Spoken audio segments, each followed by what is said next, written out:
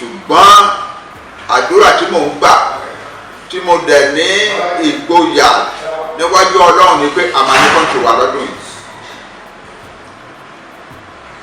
When what date ìyẹn wà lọ́wọ́ Ọlọ́run. Ọlọ́run bá gbé ìrànlọ́wọ́ dìde tá a wò ó bí àwọn country kan pé eléyìí tó time àwa sọ pé àwa country ọ̀dà ẹ̀ náà lè ṣe ń gbà yẹn. Ibi tá a ṣì wà báyìí ni pé wọ́n ní ká lọ kọ lẹ́tà sí gọ́ọ̀mẹ̀ntì country tá a fẹ́ kúrò. You are an educated nation. Àwọn èèyàn yín mọ̀wé ẹ̀dẹ̀ ti sọ pé sùúrù àti peace lẹ́ máa fi sọ̀rọ̀ títí ẹ máa fi yanjú ẹ̀. Therefore, ẹ má gbé pamọ́ fún ìjọba yìí country yìí. You are welcome to DriveTV. If you're new to this channel, consider subscribing so you won't miss out any of our latest video. Ìjà tá à ń jà wípé a fẹ́ gbara wa kúrò ní Nàìjíríà, Ọlọ́run fọwọ́ sí o. Ọ̀pọ̀lọpọ̀ náà àwọn orílẹ̀-èdè nínú wọn dùn sí wa o. Ṣùgbọ́n kò tí ì tó àsìkò tí wọ́n máa yọjú síta pé wọ́n gbà tiwa, wọ́n recognize wa, wọ́n support wa, kò tí ì tó. Àmọ́ bí ìjà náà ṣe rí káàkiri ayé, kò sí country kan tó máa fẹ́ dìde pé àwọn fẹ́ gbéra wa kúrò ní country mìíràn tó máa easy, kò easy o. Ẹ má jẹ́ ká tanra wa jẹ, ẹ má jẹ́ ká ẹnikẹ́ni tàn wá jẹ o. Àwọn èèyàn wa tó ń bá wa ṣe ètò, àwọn èèyàn tó bá wa ṣe ètò àtàwọn èèyàn tiwa tó jọmọ wa àtàwọn tí ò bá wa tán tí Ọlọ́run gbé dìde pé kán lọ ṣèrànlọ́wọ́ fún Yorùbá, wọ́n pọ̀ káàkiri ayé o. Government after government after government. Ló dẹ̀ jẹ́ pé wọ́n ń ṣe quietly ni wọ́n lè pariwo síta. Ọ̀rọ̀ tí à ń sọ yóò kì í ṣọ̀rọ̀ ariwo. Is ọ̀rọ̀ international diplomacy.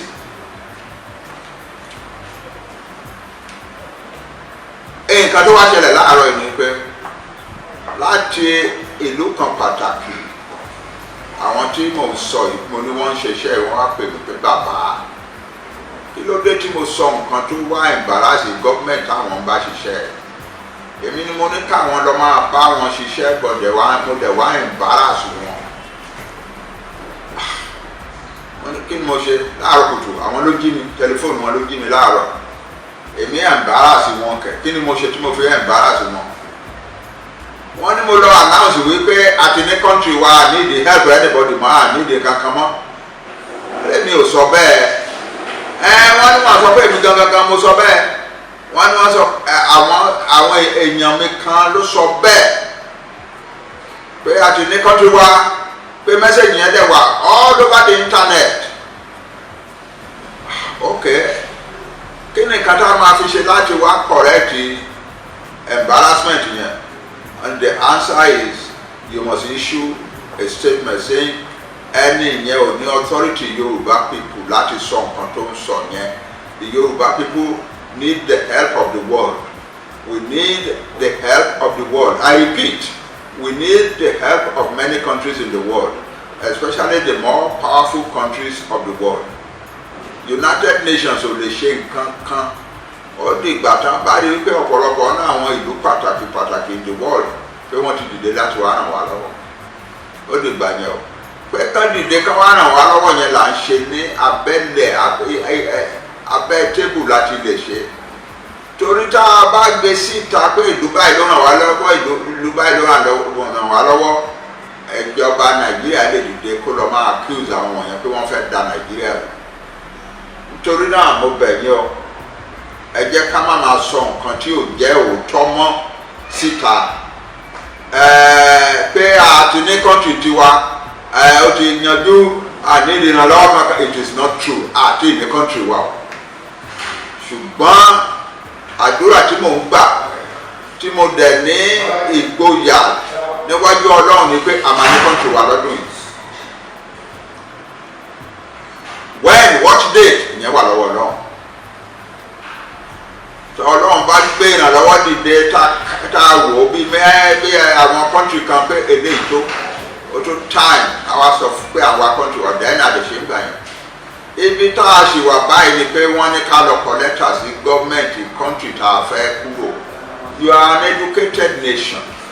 Àwọn èèyàn yín mọ̀wé ẹ̀ẹ́dẹ̀ ti sọ pé sùúrù àti peace lẹ́ máa fi sọ̀rọ̀ títí ẹ máa fi yanjú ẹ̀. Therefore ẹ má gbé pamọ́ fún ìjọba yìí kọ́ńtì yìí. Don't hide it from your government. Go and write them a letter. So we have written the letter. That is it.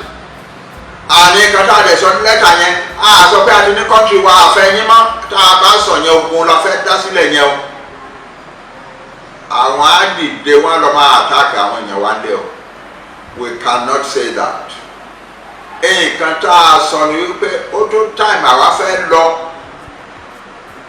ṣùgbọ́n àwa fẹ́ kẹjẹ kájọ jókòó kájọ sọ ká ṣe negotiation. Nǹkan tá a kọ sínú lẹ́tà nìyẹn. A dẹ̀ sọ wípé iye ìjọba ìbáyìí là ń retí láti gbọ́ èsì látọ̀dọ̀ yín. That's all. Decent, civilized, educated approach. That is how to do it. Ìṣòro pé ká ló máa gbariwo pé àwọn country sọ àwọn àwa ti ní country wa ànílẹ̀ ẹ̀ka tá a bá ń sọ wọ̀n yẹn bó bá a máa rí country wa gbà ó bó bá jẹ́ ọ̀la làbá rí gbà ó lè tó ìjọ márùn lè ní o. In short, what I'm saying is that if we continue to behave like that, we are dragging back the progress of our diplomatic efforts, and a delay may occur in our getting our country. Ṣé àwọn Fúlàní gbèyàn lórí oko, wọ́n pààyàn, wọ́n ṣe, wọ́n gbé ọba, wọ́n gbé ìjòyè, wọ́n ṣeré gbogbo wọn. Wọ́n gbé ọba gan ní Èkìtì lẹ́nu ọjọ́ mẹ́ta yìí. Èkìtì ẹ̀jọ̀ ọmọ ọba rárá mọ́ ọba gidi gan wọ́n gbọ́.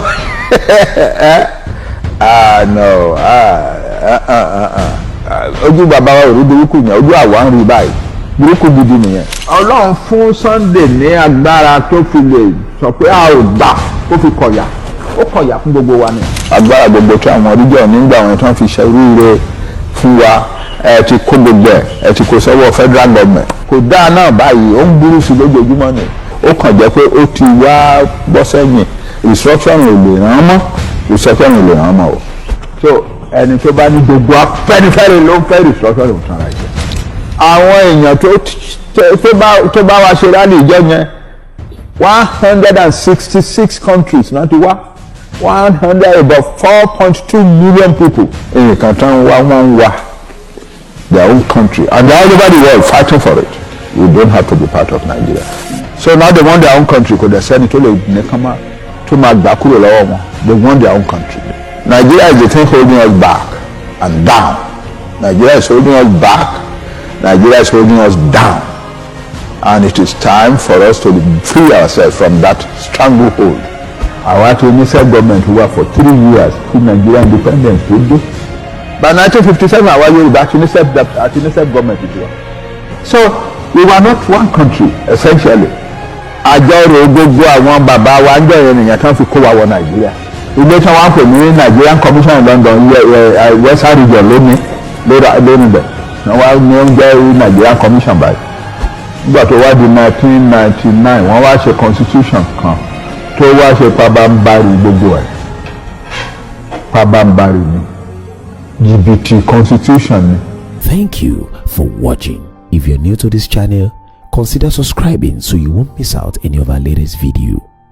My name is Akintoye. I'm a video director and TV producer of Akomolowe on African Magic. Keep watching DriveTV. Olólùfẹ́ DriveTV àti gbogbo ẹ̀yin tí Fẹ́mi Sola ẹ máa wo DriveTV. Keep watching DriveTV. My name is Wole Agba. Taking this time out to tell you all that you keep watching DriveTV. What drive ẹ̀wọ̀ ní ògo ẹ̀? What drive ẹ̀wọ̀ fulfilment? What drive ẹ̀wọ̀ bí tó bá lọ? Ó ní iṣẹ́ rẹ̀. Ibi ni kò máa wò DriveTV. Thank you. Chloe. DriveTV, driving you around the world.